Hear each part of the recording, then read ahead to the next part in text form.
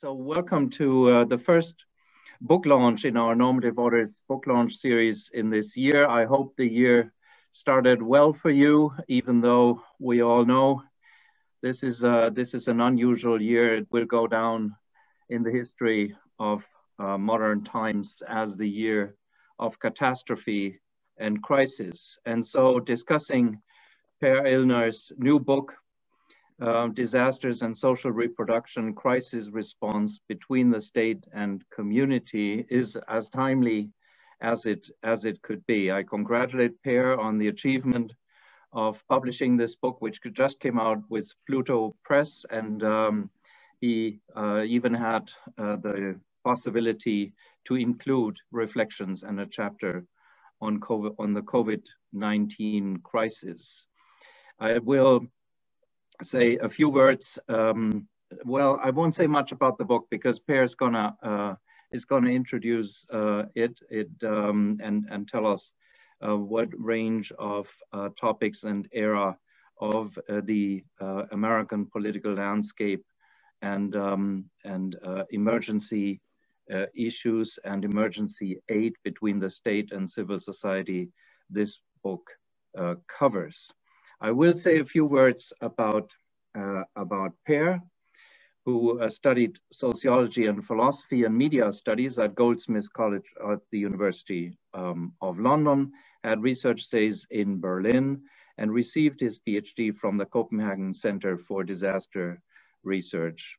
Then we were fortunate to have him here, and still are fortunate to have him as a postdoc of the Normative Orders Research Center. He joined us, like a number of others, when we installed a program about research on crisis, which little did we know at the time at which we started this topic and doing research about it in our interdisciplinary framework. Little did we know that we were heading for a huge global crisis of that kind as we witness it now. Per is also a lecturer at the Architectural Association School in London, and also lectures and teaches at the Royal Danish Academy of Fine Arts and Architecture. We're very fortunate to have Darrel Moellendorf present comments and questions on the book after Per will introduce the main thesis and arguments of the book. Darrel, as you all know, is professor of political theory and philosophy here in Frankfurt at our Normative Orders Center, where he's principal investigator. He's one of the most important people in the debate about global justice generally and climate justice, global climate justice in particular. The author of a great many books, including Dangerous Climate Change with Cambridge, and a new one about to be published with Oxford on climate change and why we should not give up hope, which is a great encouragement. So thanks to all of you for joining us, and I turn over to Per. Yeah, thanks a lot, Rainer, for this kind introduction, these kind words. Welcome everyone to the book launch of my book, Disasters and Social Reproduction, Crisis Response Between the State and Community. It looks like this. I can hold it up into the camera. And I should probably say that the publisher, Pluto Press, has made a discount code available on this occasion. So I'm gonna write this in the chat as well. The discount code is Illner 30. So my last name followed by 30, which sadly doesn't mean that I'm 30 years old.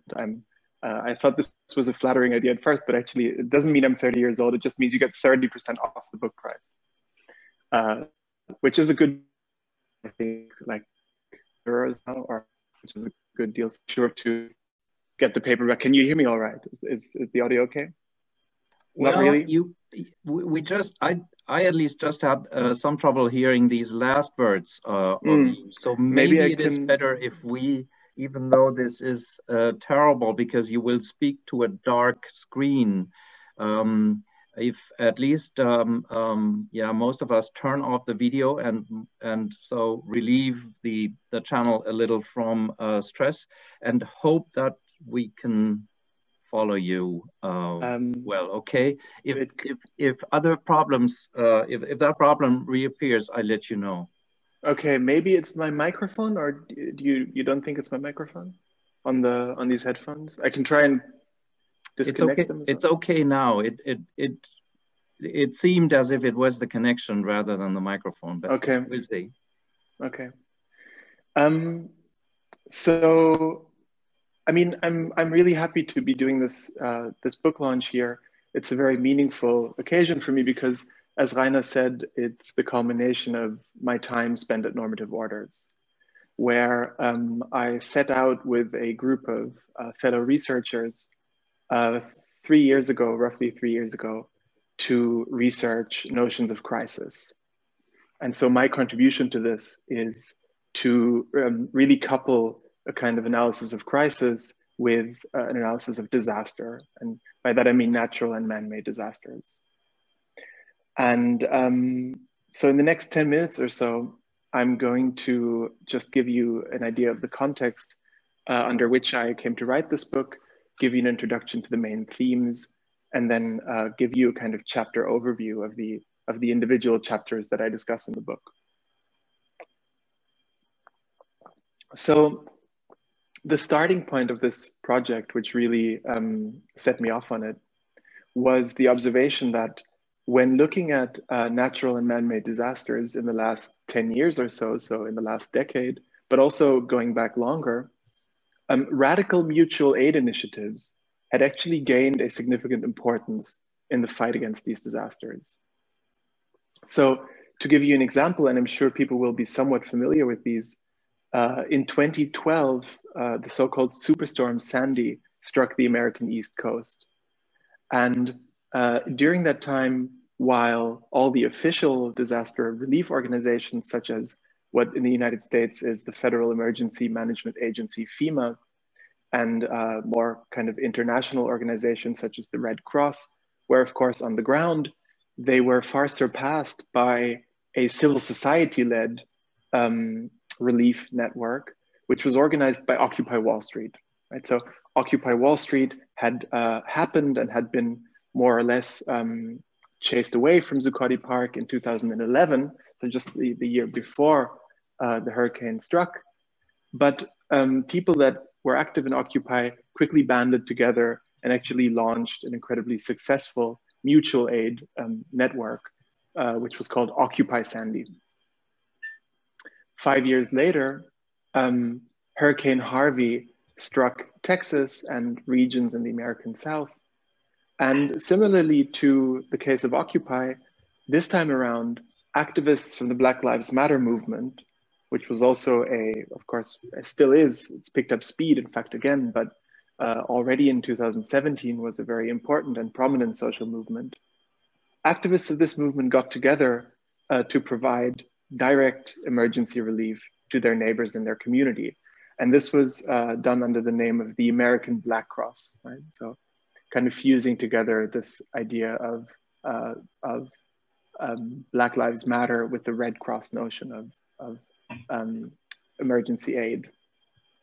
And also, of course, topically, I think we're very familiar with the many mutual aid initiatives which were founded in response to the COVID-19 pandemic, with which we've been living for most of last year and are continuing to live under. And so also there we obviously saw countless kind of neighborhood relief, locally organized mutual aid networks, which of course often had a kind of political impetus, right? And which were very active and in part also very successful.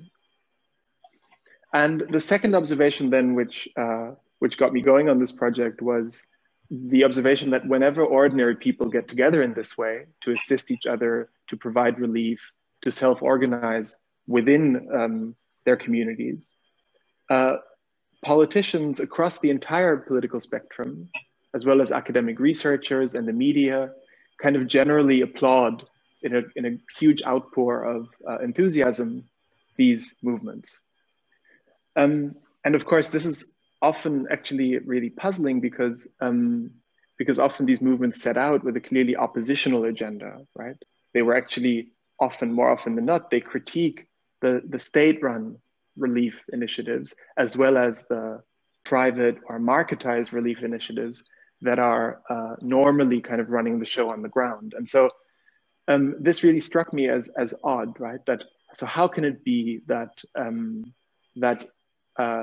you know, power holders, politicians across the entire party spectrum are really actually seem to be quite in favor of radical mutual aid? So to give you an example of this, the most striking being during Superstorm Sandy in 2012, the huge neoconservative Department of Homeland Security, founded by George W. Bush during his presidency, actually wrote a white paper applauding the self-organized relief effort by Occupy, right? So while they had chased occupiers away from Zuccotti Park with, you know, no small amounts of violence, the year after, the very same organizations were in fact, you know, stepping up and saying, this is great what Occupy is doing.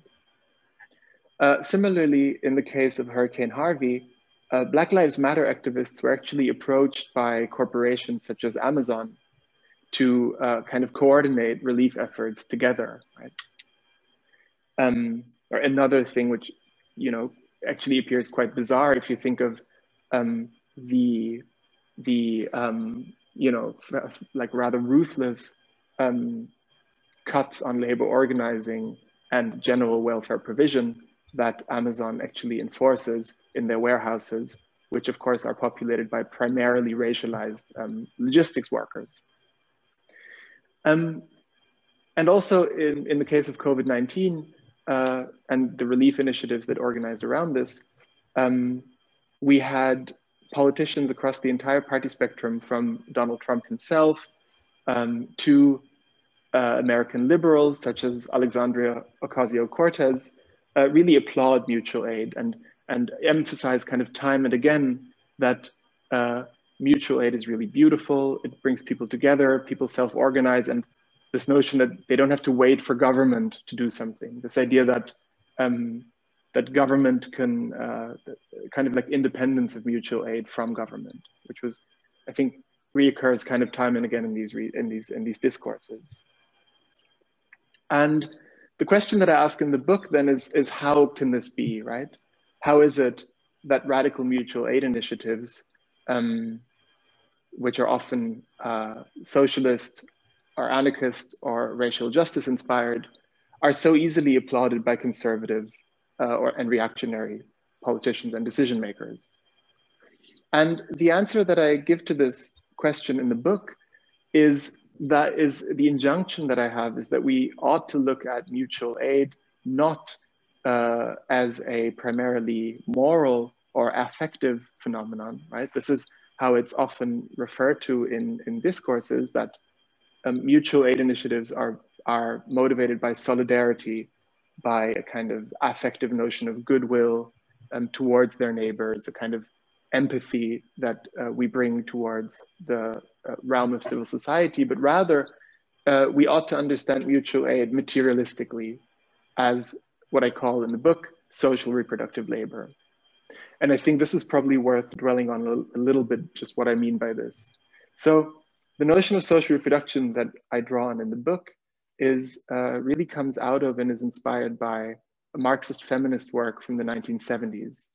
People like Silvia Federici, the group Wages for Housework, who really put forward a notion of reproductive labor as equally important, if not more important, than the type of productive labor that happens for a wage. And reproductive labor in this sense simply means that those types of work, those types of activity that reproduce lives and livelihoods on a daily basis, that do not immediately produce a profit. It's not kind of classical work in the Marxist sense, but it's reproductive work or reproductive labor. It's not directly value producing, but instead it's reproductive. And if we have this with this notion in mind then, and going back historically, we can observe that this type of reproductive labor has been carried out by different different organs, different kind of social spheres, as I call them in the book, throughout history, right? So it can be carried out by the state. We all know that, of course, the state has historically emerged as, in fact, the main provider, certainly in social democratic countries, of reproductive activities such as healthcare, education, medical care. It can also, of course, be carried out by the market, can be market mediated. There are countless, of course, providers of market-run healthcare, market-run education, market-run disaster relief. And finally, and this is perhaps what interests me most, the bulk of reproductive labor has, of course, always been carried out by civil society, by the people themselves, by everyday people getting together in households, families, and communities to do this work in a non-remunerated, unpaid, everyday kind of way.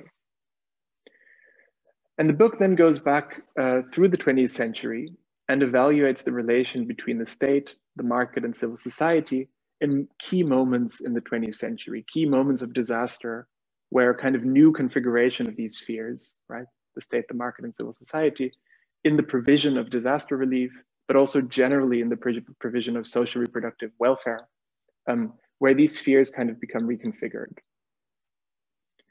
And it starts in the 1930s, where under Roosevelt's New Deal, we first see the integration of disaster relief into what we can call state-run social reproduction, right? State-run welfare. So before the 1930s, there isn't actually at all in the United States a kind of federal attention to disasters. Disasters are managed on the local level, on the individual state level, but there's certainly not a kind of federal responsibility. And this changes in the 1930s, and where disaster relief becomes incorporated into a whole portfolio of New Dealer welfare provision measures that include insurances against disaster damage, as well as direct relief payouts to the population, much like we have them again today in COVID-19. And in the book, I show how, while of course the extension of state-run welfare, federal state-run welfare in the 1930s provided real benefits to the population of many American disaster regions, it had a kind of paradoxical effect of also putting many more people in harm's way in the long run.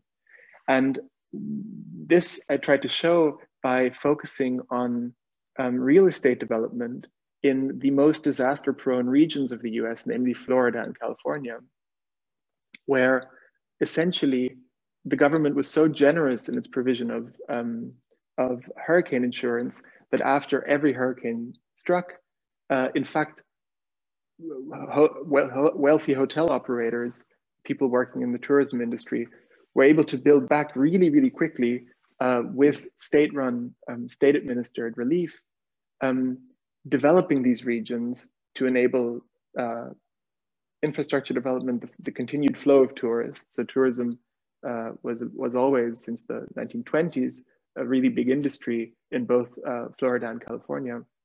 And so by permitting to build back every time after calamity, I argue that the federal government unwittingly put more and more people in harm's way, right? So, and so I argue here for a kind of view of state-run social reproduction as more often than not, obviously having a kind of keen eye on business, right? And so this development then continued more or less unabated from the period of the 1930s until after the Second World War, until the 50s, the 60s, and the early 70s, where then we have a watershed in the administration of social reproduction in America. Because in the 1970s, marginalized communities, and in the book, I focus in particular on racialized communities, the Black community in the United States, they start really protesting their exclusion from state-led welfare. So, in fact, they organize to fill the gaps in the state-run service provision And they do so in an oppositional way. And the example that I write about here a lot is the Black Panther Party for self-defense, who organize self-run, self-organized emergency relief initiatives from a food bank program, which serves breakfast to school children before the school day, to medical clinics, to kind of alternative schools, because they have been left out of the state service provision. But more importantly, I think that they also have very little faith in the promises of the federal state at the time then under the administration of Lyndon Johnson to actually kind of meaningfully include these populations.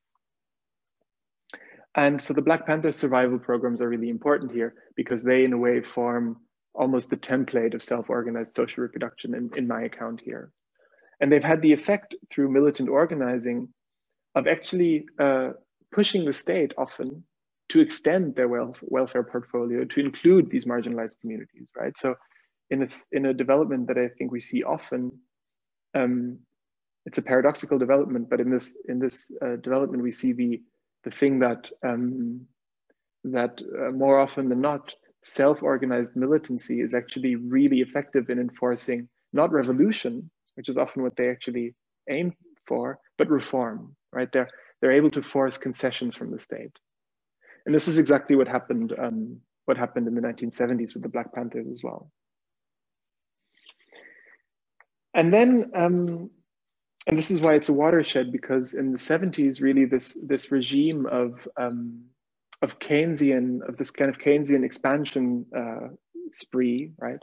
This expansion of state-led social reproduction really comes to an end in the 1970s, where we tip over into austerity, right? Where we have a decline in American productive power, kind of huge economic crisis.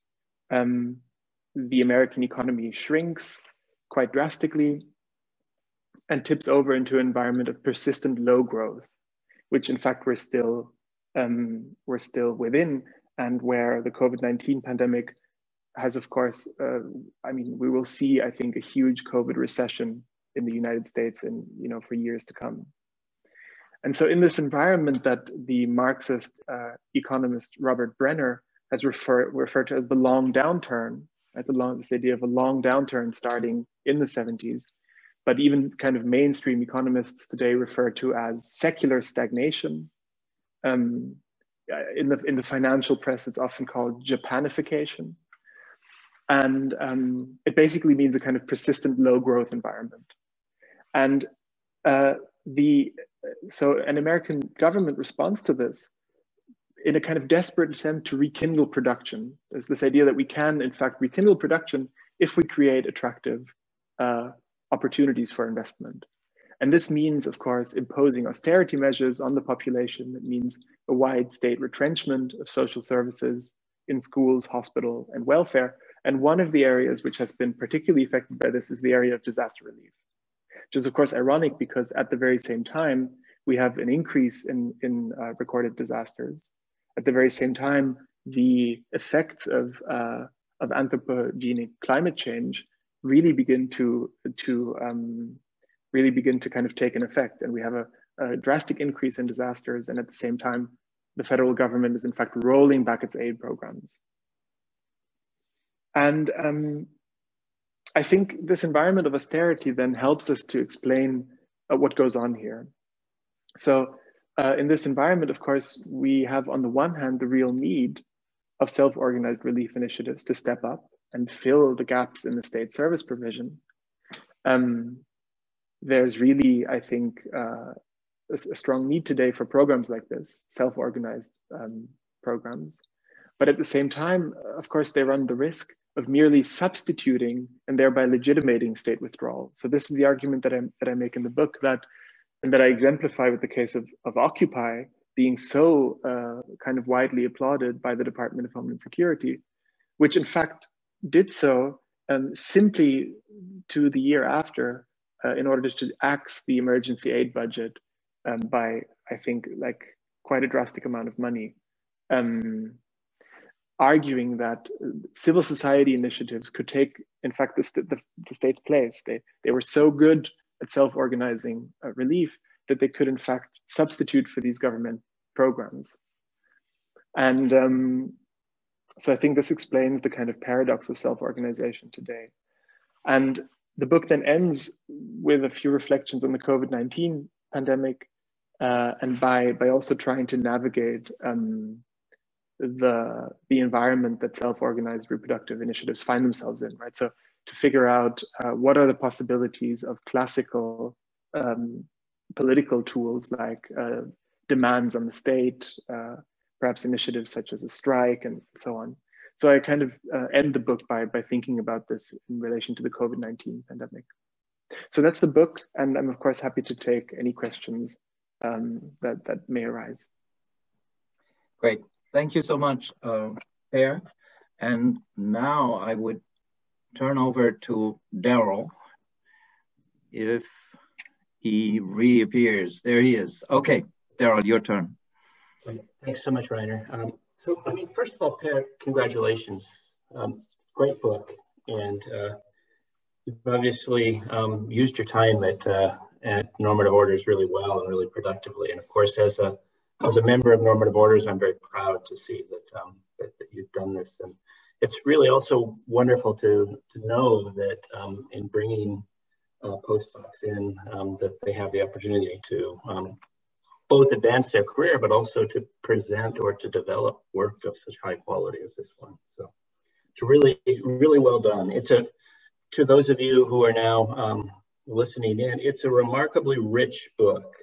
It covers themes from the sort of ecological disaster of the development of South Florida in at the beginning of the 20th century through to analysis of some of the New Deal programs, up to through a discussion of the Black Panther Party and some analyses of what the Panthers were doing that draw on a conception of dual power that goes back to Leninist theory, through to Hurricane Sandy, and all the way to the coronavirus. So remarkably rich, and it ostensibly is an attempt to make an intervention into the disaster studies and to offer a kind of alternative or an enrichment of a vulnerability perspective that is based on this idea of social reproduction.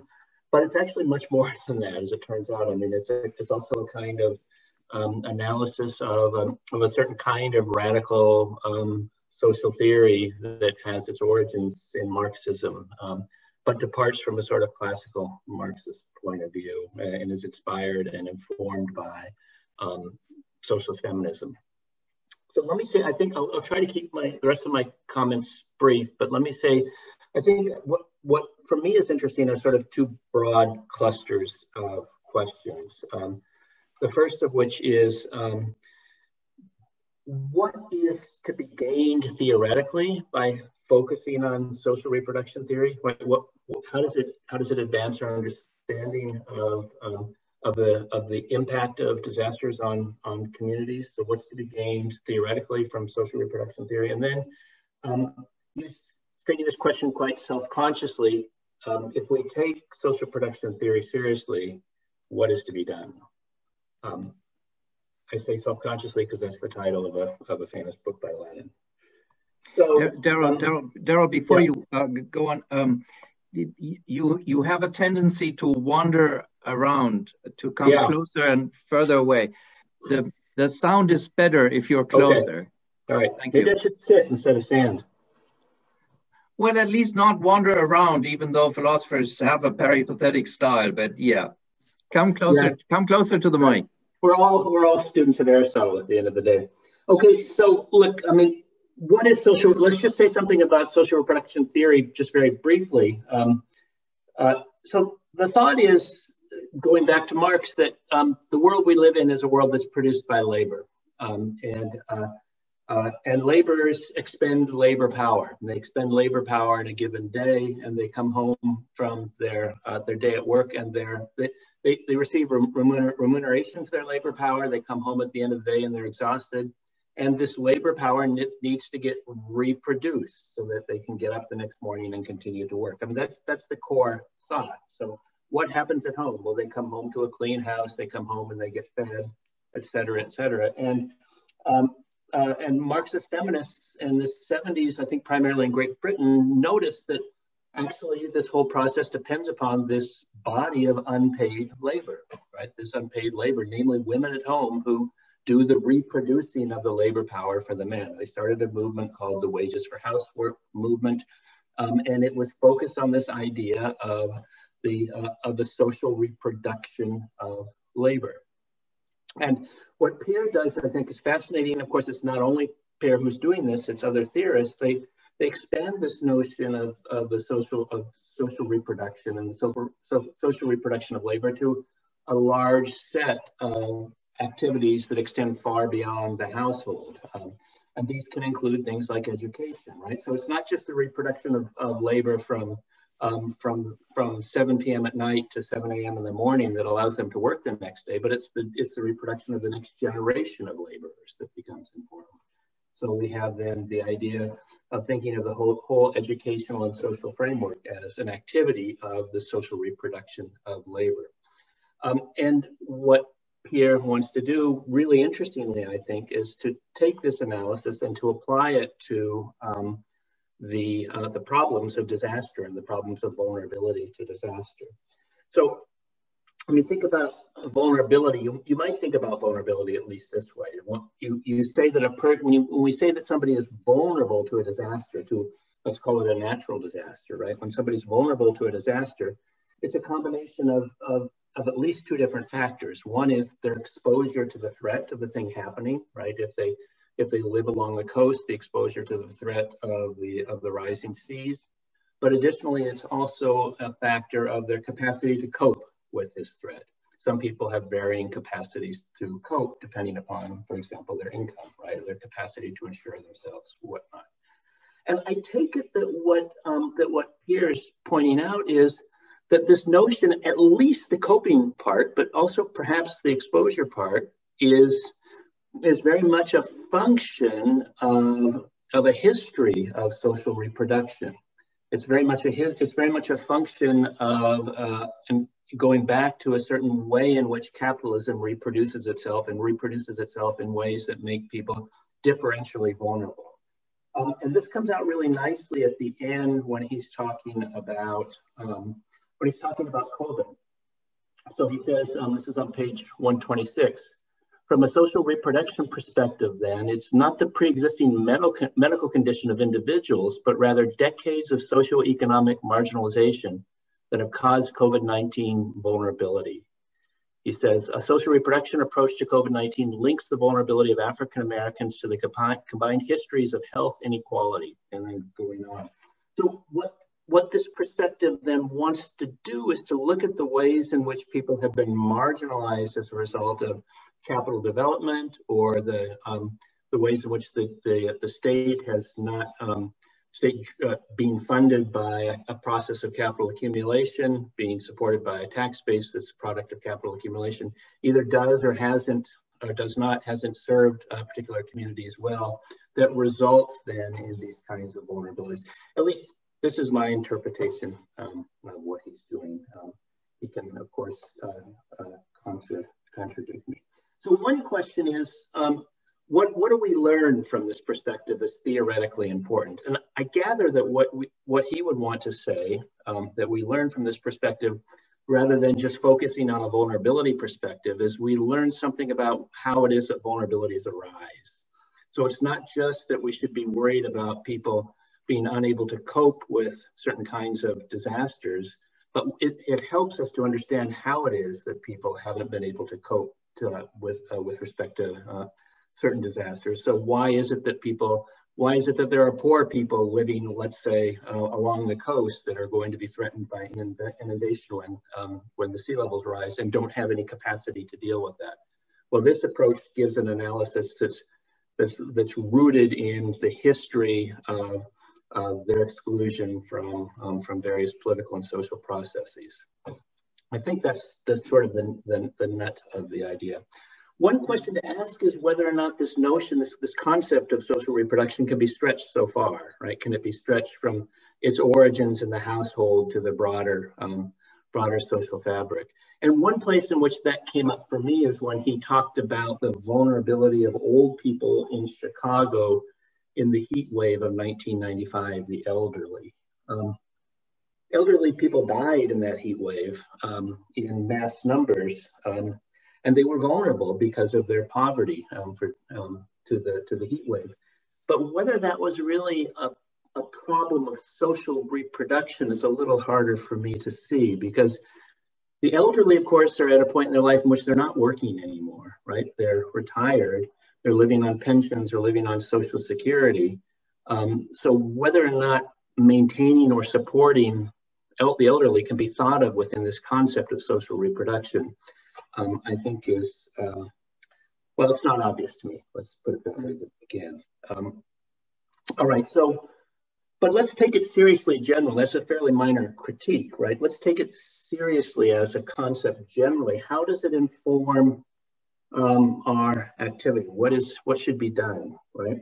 So he talks about the retreat of the state. The state retreats as a result of a crisis of accumulation. He invokes Robert Brenner's theory of overproduction, and this starts in the beginning of the 70s and goes through to the 90s, and we reach a point in which the state is just not dealing well with protecting people or responding when disasters occur. And one alternative is to endorse the idea of mutual aid on the part of social movements. And why might a leftist want mutual aid? Well, a leftist might want mutual aid sort of in desperation, right? I mean, the state has retreated. Somebody's got to do something. Let's get people out there and try to help one another. So that's just one sort of very non-theoretical reason why a leftist might want to endorse it. Another is, I think, the perspective that you mentioned of the possibility of pushing states further. And you said that the Black Panther Party's efforts, for example, to provide Sunday lunches or school or lunches or breakfasts before school could be seen as an effort of pushing the state further into doing more later. I'm less optimistic than you are that it had that effect. I mean, as you note, shortly thereafter, the United States went into a period of tremendous tremendous austerity. So it's not so obvious that it would have that effect, but maybe, right? Maybe that's a reason for this to happen from a leftist point of view, right? That it is a way of pushing the welfare state to do things that it hasn't been willing to do. Another perspective is the one that you mentioned in the book, which is the perspective of dual power. And you seem sympathetic to this idea. You seem to think that these operations of mutual aid can be thought of within this Leninist concept of dual power. This is a concept which, as you note, that goes all the way back to the Russian Revolution. And the idea was that the Soviets during the Russian Revolution were a form of counterpower to the power of the Tsar and the parliament at the time. And sort of disastrously, from the perspective of the revolution at least, all of the power eventually resided in the Soviets, and they closed down the parliament, and that was a major step away from democracy for the Russian Revolution. But be that as it may, it seems to me that it's hard to see providing lunch to children before they go to school or on Sundays as an organ of dual power. I mean, it's a good thing to be sure, but is it really challenging? Is it really a counterweight to state power? It just strikes me as, for lack of a better word, a romantic interpretation of the Black Panthers to see that as what's going on there. So it doesn't strike me that that's a very convincing way to think that, to theorize these events from the perspective of the left. There's another question, which is, why should the left demand or put its focus on these efforts in any case? Why shouldn't the focus of the left be to demand more from the state, right? Why shouldn't the response of the left to be the expansion of the social democratic state? You know, why shouldn't there be better relief programs at the state level rather than putting the efforts into or putting the hopes in the hands or in the future of the mass movements? I mean, it is one of the things that's interesting about this, as you point out, is it looks like there's possibilities for alliances between the left and libertarians, right? Libertarians should love this kind of thing, right? Libertarians should love people self-organizing to take care of themselves rather than relying on the state. Is that a good thing or a bad thing? I don't know. It might build more support for it in the short term, but I think your perspective would be it would fail to take away from the sort of underlying class analysis of what's brought these things about. And that just brings me to the very last point. You have this critique of the of self-help, of the self-help perspective at the end of your discussion on Superstorm Sandy or Occupy Sandy. And I gather that your critique there is something like what Lenin is doing in What Is to Be Done, which is that the problem with self-help is, or sorry, the problem with local knowledge is that local people don't understand the dynamic of this about. Local people don't understand the historical trajectory of capitalism that has put them in this position of vulnerability. And this knowledge has to be brought to them to advance their class consciousness, the way in which Lenin thought that the working class was always going to be stuck in trade union consciousness unless there was a vanguard party that could bring the revolutionary consciousness to them. So and this is obviously very provocative, right?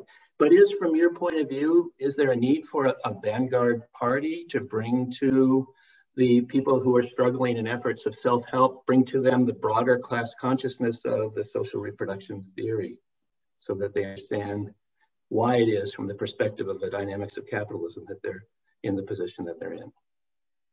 That's all I would say. Thank you so much, Darrel. Per, there's a lot on your plate now. Three major questions, but with respect to the time, I would give you liberty to only telegraphically point to how an answer would look like to these great questions. Yeah, I'll be brief. So thanks, Darrel, so much for these questions and provocations. So just to try and be quick, what is gained theoretically by the social reproduction framework? That was the first question. And I think in a way, I'm really impressed with the gesture performed by social reproduction theorists that you alluded to in the 70s around the question of housework, right? Where social reproduction theorists argued that there's a large proportion of work in the Marxist sense that is going on, of labor that is going on, that is actually not recognized as such. And this is housework, this is domestic labor.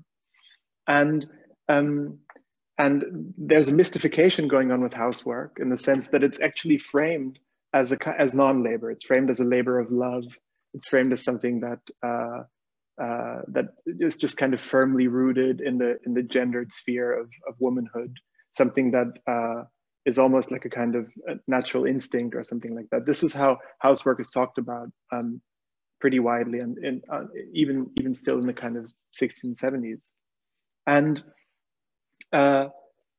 what happened then in response to this is, and basically I see that there's something similar going on in the realm of disaster relief, right? Where mutual aid is talked about in much of the same vocabulary, whether it's kind of couched in a discussion of solidarity or based on kind of affective notions of neighborhood, kind of the neighborly activity. And similarly, I kind of echo this gesture of Marxist feminism in the 70s to say that this is work, this is actually work, mutual aid is work. And if we can say so, then basically it's interesting to observe that historically we have opposite trends here, where housework, ever since Marxist feminists organized around these issues in the 70s, housework actually has been increasingly recognized as work. It's been increasingly remunerated, it's been increasingly waged, to the point where it's today a lot more visible as work than it was in the 70s. With disaster aid, we've had the opposite trend. It's actually become increasingly invisible as work. It's increasingly obfuscated and mystified. And in the book, I tried to repeat the gesture of Marxist feminists in the 70s to say this is work. and we ought to recognize it as work. And this connects to your question of what could be obviously the larger question of what is to be done, but also the question of having demands on the state. Obviously, activists could demand, they could ask to be remunerated for these activities. And I'm jumping a bit here to your last question around Occupy. It's of course far from me to have a kind of Leninist or vanguardist party view of this. It's in a way obviously a larger question of the role of theory and activism, or the role of struggle and theoretical reflection.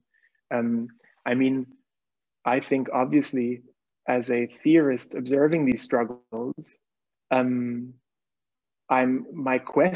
theoretical questions are inspired by these struggles. So I don't impose a kind of like pre or ready-made schema onto them. The questions that I ask myself actually really directly come out of observing these struggles. And this is obviously a very minimal role. I don't see myself as imposing anything here, but I'm, as a theorist, I think I can point to the blind spots of these struggles. And I think the question of remuneration and demands on the state is an important one, where if we look at Occupy and the kind of class composition of Occupy, a large part of Occupy organizers were unemployed. Many Occupy organizers were students that had huge student debt, right? No possibility of paying off their student debts. Wouldn't it be a good idea in those circumstances to of course, organize in an oppositional way, but perhaps to try and force concessions from the state, even just in the form of wages, to say, we're willing to do this work, we do it very well, right? Occupy Sandy was incredibly successful. Right, we demand a wage for our work, rather than to so easily be co-opted into a kind of, actually I see the romantic narrative is there. The romantic narrative is actually to say, oh, this is just kind of like community cohesion. This is just solidarity. This is just what we kind of love to do after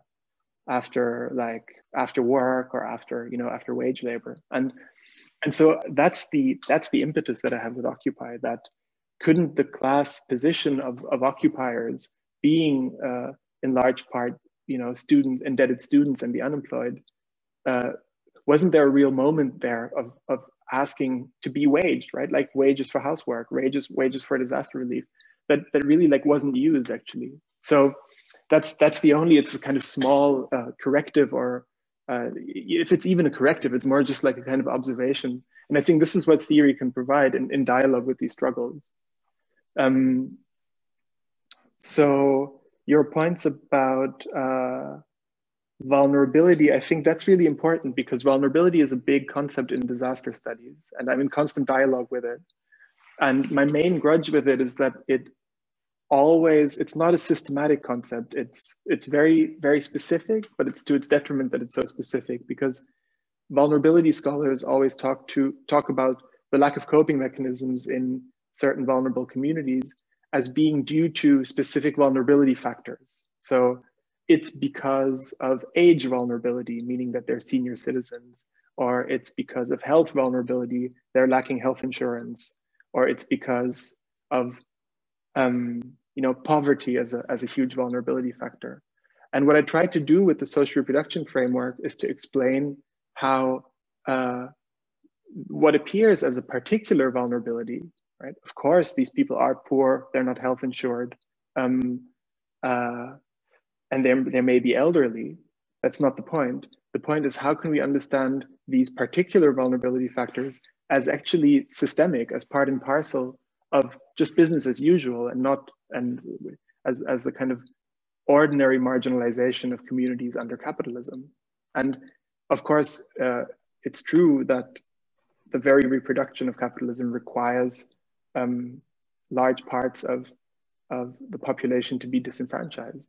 And I think this is what is captured by this idea that I advance of a kind of endemic vulnerability rather than a specific vulnerability. And I cite here the geographer Ruth Wilson Gilmore, who's really important for the book, who appears on several occasions, where she says, vulnerability is the exposure of communities to premature death, as a kind of That's really what we should understand vulnerability as. So rather than to have a specific account of vulnerability, we need a kind of endemic account.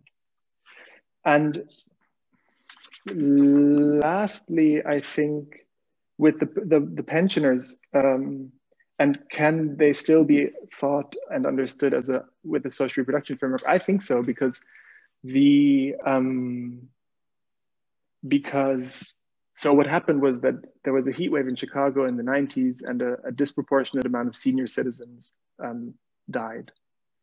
And I critique in the book the kind of dominant account of these events, which blames fear of crime, kind of like rather absurdly, I think, as the reason why these senior citizens died. And I argue instead that we can observe that the senior citizens that died were primarily poor senior citizens, poor racialized senior citizens. It's not just, there's no automatic correlation between kind of old age and disproportionate mortality during heat waves. It's actually can be tied to a kind of class analysis. And here I say that it's related to a social reproduction framework in the sense that old age poverty, which is actually, I say, a really important part of the story, was really, really exacerbated and increased drastically with the financialization of pensions, which led to a huge drop in senior citizen income and actually exacerbated their endemic vulnerability. And pensions, I think, are really, they're an estimated, but a really important part of social reproduction, because it's of course the question of how do we provide for our elderly? How is this organized? And whereas before the 70s, before the financialization of pensions, pensions were in large part provided jointly by employers and by the state. They were in a way a state-run social reproductive service. They become increasingly market-mediated in the 70s and 80s, which leads to a real drop in pension incomes. And this is what I look at, and if we can understand, and I think we can, social reproduction as generally divided between the spheres of the market, the state, and civil society, where all these three spheres play a role, then the marketization of pensions, where they're being wrested away from the state and towards the market, has really these detrimental effects on vulnerability. So for the sake of time, I leave it here. Exactly. Thank you very much. So we have little time, but we have a great group of people. So please give me a sign, either in the chat or by turning on your video and waving if you want to ask a question.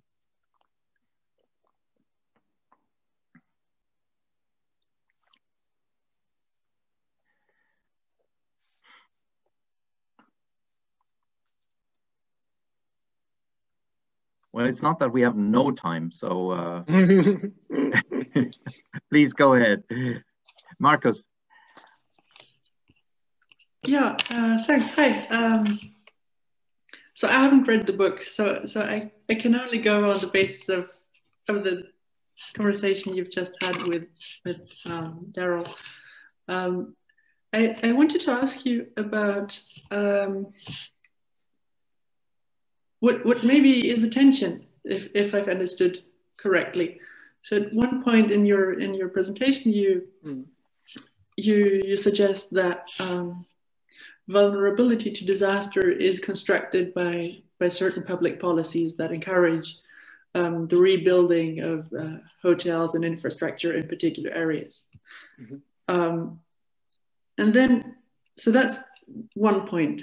This seems to stand in tension with a point you just made in your response, which is to say that, well, if people organize more or less spontaneously to provide relief for each other, that's a form of social reproduction, and maybe there is a case for remuneration, as in the case of housework. It seems to me that this might not always be the case, right? If the problem is that people live in the wrong places, as it were, geographically speaking, maybe the solution would be to try to disincentivize people to live there, right?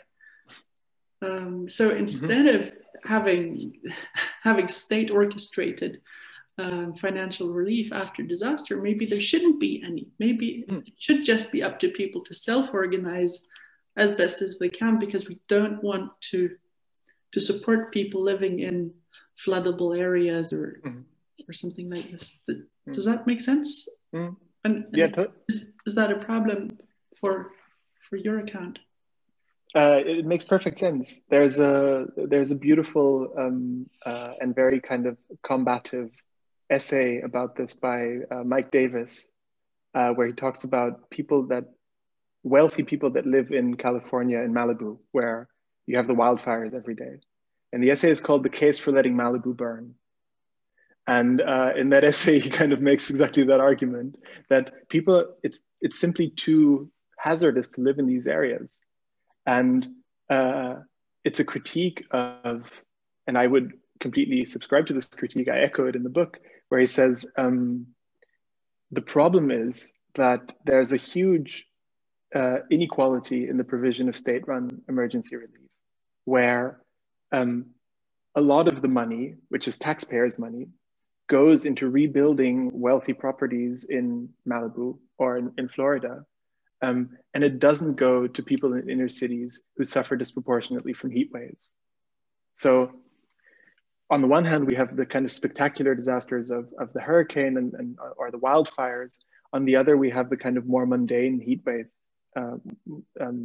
mortality in inner cities. And so what I try to do in the book is to really look again at the injustices that are within state-led disaster relief as well, and how this has historically taken different shapes, you know, also relating, for instance, California and Florida to inner cities in Chicago, which of course have seen very little state-run investment. And yeah, so maybe does that answer your question? And I think this is different from, obviously the moment is completely different. So I talk about Florida and California in the 1930s, where this is a big thing, how these regions are developed. And I think the injunction I have at the end to force concessions from the state in the form of maybe payments for self-organization, that of course that's what I'm kind of like demanding now, or in the here and now, or so the other is a reflection of the 1930s and state-run disaster relief, and the other is an injunction where the state-run disaster relief has already largely been rolled back, and couldn't we? It's in a way a demand for a more equitable distribution of these resources. If that makes sense.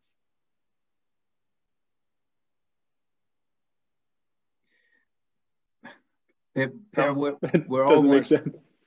Well, we have 2 more minutes, Marcus, if you want to.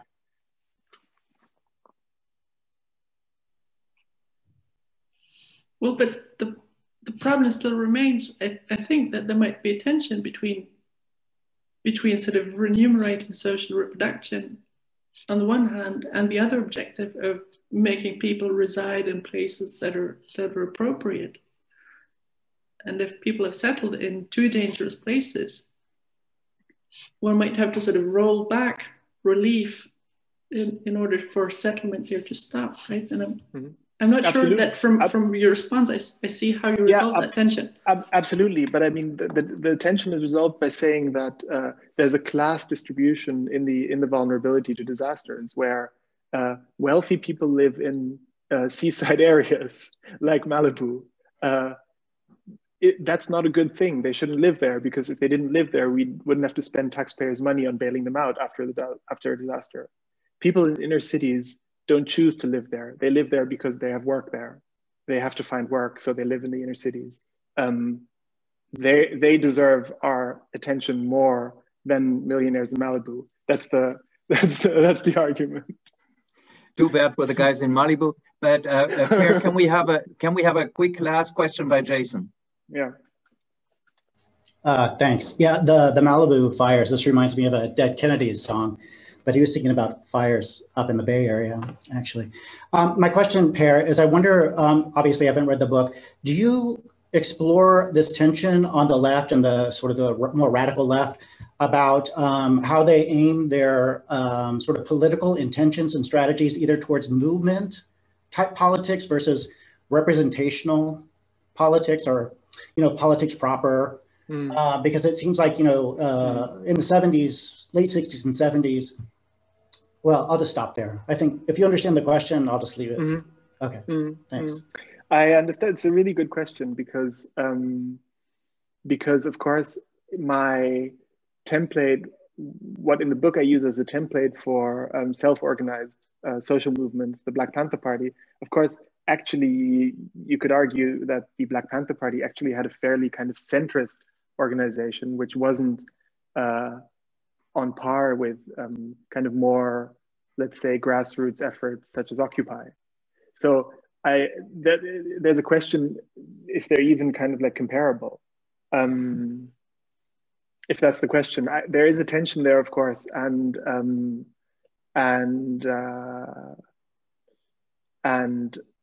the organizing structures are very different.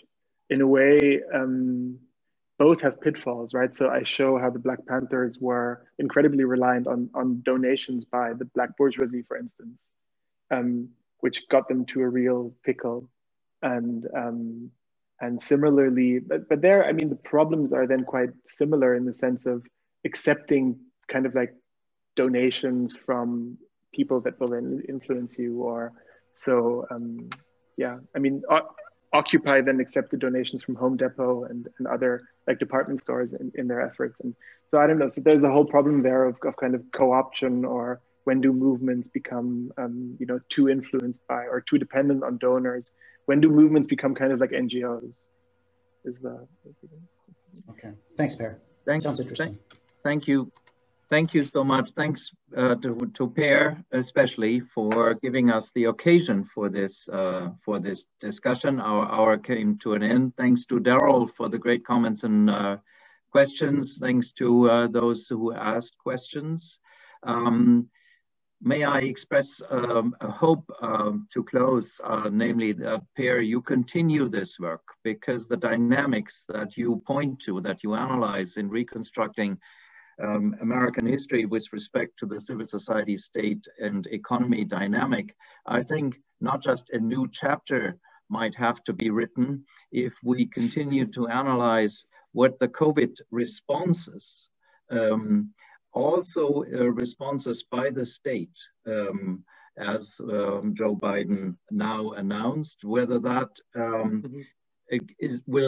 will signify a shift in that dynamic, or continue what we have seen in the last decades. I think this is an extremely valuable perspective that you have on these issues, and lots of stuff as the days go by, lots of material to analyze. So this is my hope, that you continue this work, and that we will have another time, hopefully a time when we can meet in person and discuss all the issues about what this analysis tells us about the current pandemic, hopefully when it has receded and is hopefully over. So thank you very much. Good luck to you, to your work. Thanks to all who participated, and I hope to see you next week at the same time for another book launch, also about the pandemic as a phenomenon within the media. So it doesn't say that it is merely a phenomenon in the media, but it analyzes, the book by Vincent Hediger and others analyzes what the media, how the media landscape reacted to this pandemic, how it changed, and so on. So this will be next week. Thank you so much, Per. Thank you. Thanks, Per. It was terrific. Thanks to everyone. Thanks for your questions and the response, Darrel.